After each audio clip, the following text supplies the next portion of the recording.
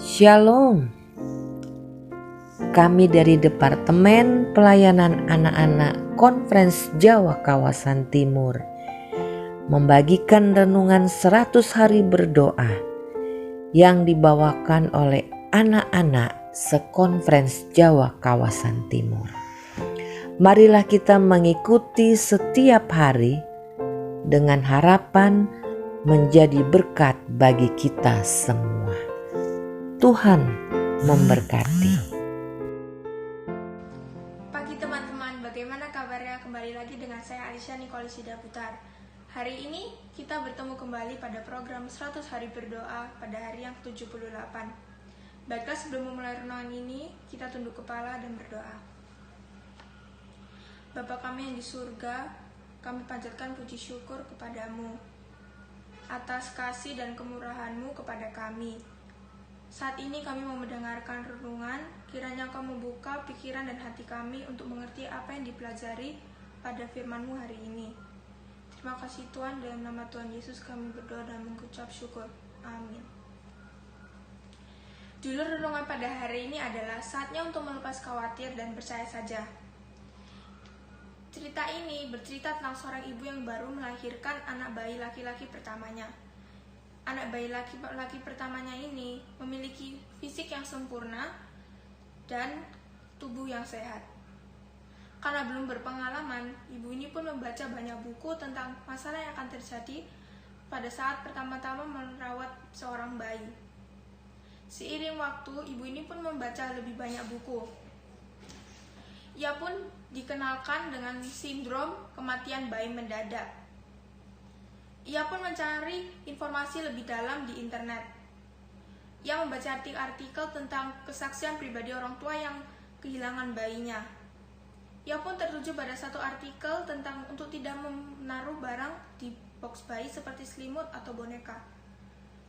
Diceritakan di artikel itu ada seorang ibu yang baru bangun dan sudah melihat anaknya yang sudah tidak bernyawa. Ibu ini pun sangat khawatir dengan anaknya sendiri. Ia bertanya-tanya, apakah anaknya akan baik-baik saja? Apakah ia bisa merawat anaknya? Semakin lama pun kekhawatiran itu semakin bertambah. Ia pun memberitahu suaminya tentang kekhawatirannya. Mereka pun sangat khawatir tentang anaknya. Suatu malam, ketika anaknya tidur pula selama 6 jam, mereka sudah khawatir. Mereka bertanya-tanya, apakah anaknya masih bernyawa? Mereka pun memutuskan untuk membangunkan bayinya. Ternyata anak mereka baik-baik saja. Ibu tersebut pun mencari ibunya dan menanyakan hal tersebut. Jawaban ibunya pun sangat sederhana. Jawab ibunya, percaya saja kepada Tuhan. Taruhlah bayimu di box bayi dan berdoalah kepada Tuhan untuk menjaga keluargamu. Dan percaya bahwa Tuhan akan selalu menjaga keluargamu. Karena Tuhan tidak pernah terlelap ataupun lelah. Yesus pernah bertanya pada Matius 6 ayat 27. Siapakah di antara kamu yang karena kekhawatirannya dapat menambahkan sehasta saja pada jalan hidupnya? Jadi kekhawatiran tidak dapat menyelesaikan masalah ataupun memperbaiki situasi. Saya yakin di saat seperti ini banyak orang yang khawatir tentang keuangan mereka, pendidikan mereka, anak-anak mereka, pernikahan mereka, masa depan mereka, ataupun kesehatan pada saat pandemi COVID-19 ini. Inilah yang dikatakan oleh Ellen G. White. Ketika saya mengambil alih pengaturan hal-hal yang harus kita lakukan dan mengandalkan hikmat kita sendiri untuk dapat berhasil, kita sedang mengambil suatu beban yang tidak dibebankan oleh Tuhan kepada kita dan sedang berusaha untuk menanggungnya tanpa bantuannya. Kita sedang mengambil alih tanggung jawab yang adalah milik Tuhan kepada diri kita sendiri dan dengan demikian menaruh diri kita sendiri di posisi Tuhan. Kita mungkin memiliki kecemasan dan berusaha untuk mengantisipasi bahaya dan kehilangan yang mungkin terjadi karena itu pasti terjadi kepada kita. Tetapi kita betul-betul percaya bahwa Tuhan mengasihi kita dan bekerja untuk mendatangkan kebaikan bagi kita, maka kita hendaklah memikirkan kekhawatiran tentang masa depan. Kita hendaknya mempercayai Tuhan seperti seorang anak kecil yang mempercayai orang tuanya yang mengasihi dia. Kemudian masalah-masalah dan kesengsaraan kita akan lenyap karena kehendak kita telah ditelan di dalam kehendak Tuhan. Dalam dunia berdosa ini akan terjadi banyak tantangan. Dan saya mengundang kita semua untuk menanyakan pada hati kita masing-masing. Mengapa kita tidak pernah meminta Tuhan untuk iman yang kuat dan kekuatan? Tantangan untuk kita semua. Sekarang bukalah Alkitab dan carilah ayat-ayat tentang damai sejahtera dan kekuatan. Catatlah itu, bacalah itu, dan hafalkan. Dan percaya bahwa Tuhan akan selalu menepati janjinya. Dan kita harus bersyukur karena Tuhan memegang kendali.